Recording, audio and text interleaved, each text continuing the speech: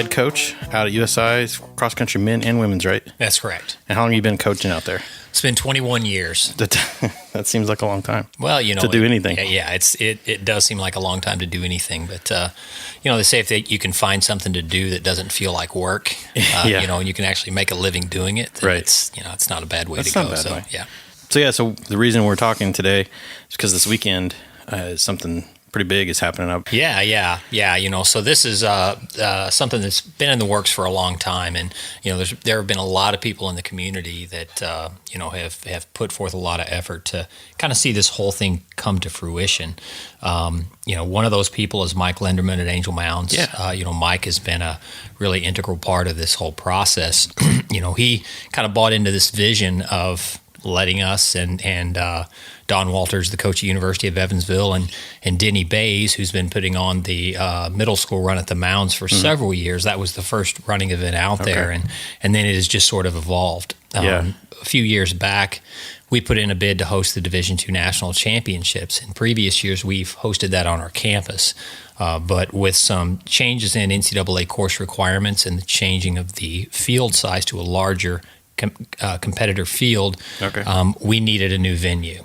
So we looked at a few other places, and Angel Mounds we kind of kept coming back to that in terms of parking and the history of the park and everything else. It was really a perfect fit. Yeah. So you mentioned the USI's hosted this before. Yes. So how many people does this bring into the area? There's how many teams, I guess? Well, the national field is 32 teams. Okay. So each team is 7 athletes, and that's 32 women's teams, 32 men's teams, and then coaches, spectators, fans. There's quite a bit of revenue that comes into the city over the weekend, which is why the Evansville Sports Corp, has been involved in making sure that this event comes, because there won't be too many empty hotel rooms this weekend. Yeah, that's a national championship. That sounds pretty nice. Yeah. So how it works, there are 8 regions across the country. Mm-hmm. The top 3 teams in each region automatically qualify. So 3 times 8 is 24. That's 24 of your 32 teams in the field, and then the last 8 are chosen by sort of an at-large process. Okay. To fill out that team of 32. Okay, and USI their cross country is pretty good. I mean, we've been pretty competitive for a long time. Yeah. Bill Stegemoller, who was my mentor, started the program back in the 70s. And built a powerhouse program. Mm-hmm. He retired from coaching, and when he retired, he handed the reins of the program over to me with the blessing of our athletic director, and I was coaching the women's program already at that time. Okay. So I've been with the women's program for 21 years, and I think it's something like 18 years with the men. Wow. And you guys have won quite a number of the GLVC championships, right? Yeah. Our men have won the last 13 in a row, and 14 of the last 15, and the women have won 7 in a row, and I think 9 out of the last 10. So what is your secret? How do you get people to run faster than other people? Well, I've been asked that question a lot, and to be honest with you, I think the nuts and bolts of coaching, anyone can Google a training plan. Mm-hmm. But I think there's an art in the application of that. And I think a lot of that comes with experience. A lot of that is just communicating with your athletes, and making sure that they are responding to the training plan, and then paying attention to what you do from year to year and making proper adjustments when you see, okay, this worked, this didn't, and then being, I guess, humble enough to know that there are a lot of people out there that know a lot more than me, and not being afraid to pick up the phone and talk to another coach and say, what would you do in this situation? Yeah, you learn new things as you go. Then you're not using the same techniques that you did. Some of it remains the same, but it's always changing and evolving a little bit. Yeah, and I think the sport as a whole is. If you look across the country. Just in the realm of NCAA Division II in our sport, the level of performances now compared to 20 years ago, it's a staggering difference. Yeah. So what's the big change you think is like nutrition or? Yeah, I think part of it is nutrition, part of it is strength training, part of it is, just advancements in training technology, recovery tools, shoes, and coaches. And I think the internet has a lot to do with it as well. Because there's so much information at your fingertips that, everything is a lot more accessible. I remember when I was a college athlete, I didn't know how good the rest of the country was, because there was a fax that my coach would get once a week. It was called Cross Country Express. So once a week I would get results from across the country. Now, if meet happens on Saturday morning, I can watch it on Flow Track live, or I can watch a replay of it later that day. Results from any recruit across the country, I can get on Mile Split, and I can see who the best kids are in every state in the country. So it's helped with recruiting. I think technology has a lot to do with it. Now obviously you get some talented runners because that's part of it, right? That's where it starts for sure. You have to have talent. Yeah. And there's different kinds of talent. A lot of the kids that we get at Southern Indiana are not what you would call maybe in another sport you'd refer to as a blue chip recruit. Sure, yeah. The kids that are winning state titles. We get a few of those kids from time to time, but most of the kids that we get are kids that are maybe just a little under the radar. They may be just late bloomers. Gotcha. But the things that we always look for in the recruit process, and I tell every recruit when they come in, the things that you have to possess to be successful in the sport is, first of all, talent, but that's negotiable, because what is talent? Is talent where you're going to be in 4 or 5 years? Because a lot of that has to do with just how well you will physiologically evolve and respond to the stimulus that we're going to throw at you for the next 4 years. And some of that is, when you're recruiting, talent is, what their resume says, their athletic resume, what have they done already? And that can change a lot. So that part of it is kind of negotiable, but the two things that they have to have, I tell every one of them, number one, you have to love to train and you have to hate to lose. Yeah. And if you possess one of those qualities and not the other, this is not going to work for you, because there are a lot of people that just like to run. Right. Most people don't like to run at all and have no grasp of it whatsoever. Exactly. Yeah. But most, the kids that want to pursue this at the college level, they either like to compete or they just like to run for social aspects. Sure. The ones that possess both those qualities of loving to train and if they lose a race, it keeps them up at night. It bothers them. You have to. Sometimes that's not healthy. There has to be a balance there. Right. But they have to possess those qualities to be good. Competitive fire. Yeah. Being in Evansville, is it harder to recruit people from outside the area, or is it easier if they don't know where? If they've never heard of Evansville, what kind of challenges are there? Yeah, well, sometimes the challenges that we run into recruiting at USI with in-state students is their parents might have a perception of what ISUE or USI was 25 years ago. Yeah. So kids from outside, even sometimes kids within the area, maybe from Boonville or even at Mater Dei, they've driven past the campus, maybe driven through it, but they haven't been in the library, they haven't been in any academic buildings. And when they actually take if I can get them on campus to actually take a look, they're usually pretty impressed, with what they see out there. Recruiting kids from out of state, they have no preconceived notion of what it is whatsoever. Mm-hmm. So from that standpoint, sometimes it's actually easier recruiting the kids that don't know anything about the school. Yeah, they don't come in with those, like, I already know what to expect, but I have no idea really. Because it's, just driving out there the other day, it seems like there's a new building every time I go out there. There's dirt moving all the time. There's a $17 million basketball arena that they're building right now.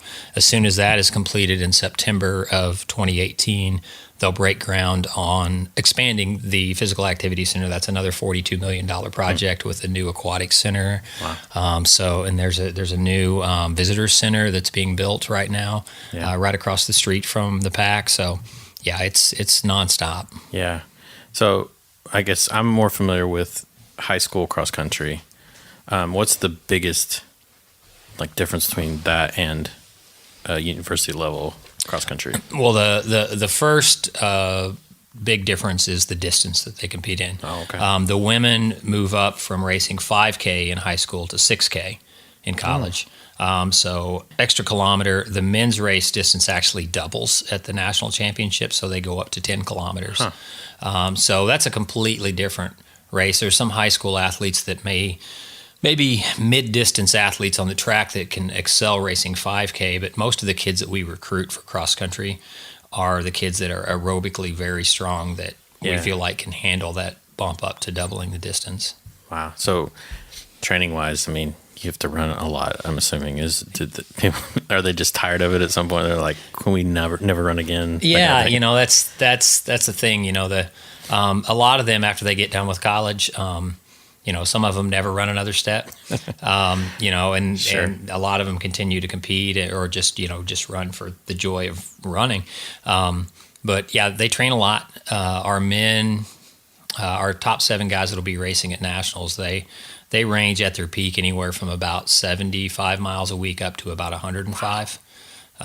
We've had some guys pushing 110, 115 miles a week in the past, but it's a little bit different for everyone. So for instance, Bastian Grau ran number 1 for us at our regional meet. He's at the low end of the mileage spectrum for our athletes. He just responds a little bit better to a little less volume. Most people wouldn't consider 75 miles a week low volume, but for our program, that's at the lower end. I'm just doing the math here. I'm like, wow, that's still a lot of miles. Yeah. I mean, those guys running 100 plus miles a week, it averages out to about 15 miles a day and about 20 miles on their long days. Man, where are you running from? I know. What kind of demons you got? Yeah. It's a buddy of mine lives in St. Louis. This happened about 20 years ago. He came into town to visit me, and he got in late, and he was training for a marathon, needed to get a run in, and he comes back in, and he said, I just had the craziest thing yelled at me out the window. I've heard it all for years. Forrest Gump, run, Forrest, run. Yeah, right. I always tell him, I'm trying to find Bubba, but he said that somebody yelled out their window, "You can't run away from your problems." That's absolutely the best thing I've ever heard. Good. I might steal that. So do you get to run? You mentioned on the way in that you got your run in, but do you get to do you do any competitive racing, or are you just running for fun?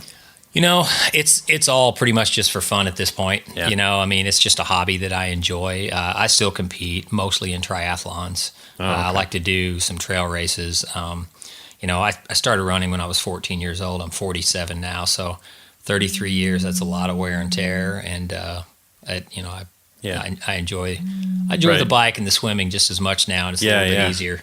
So you've been running since 14. That's a lot of miles. It's a lot of miles. I haven't even tried to add it up, but it's got to be pushing 95,000 miles, I would say. Man, that's crazy. So I was looking on the Facebook event page, and it said there was somebody special was coming in to, I guess, do some analysis for the broadcast. This will be broadcast. Was one? Yeah. There's a company called FlowTrack that live streams cross country meets and road races and pretty much everything track and field and cross country.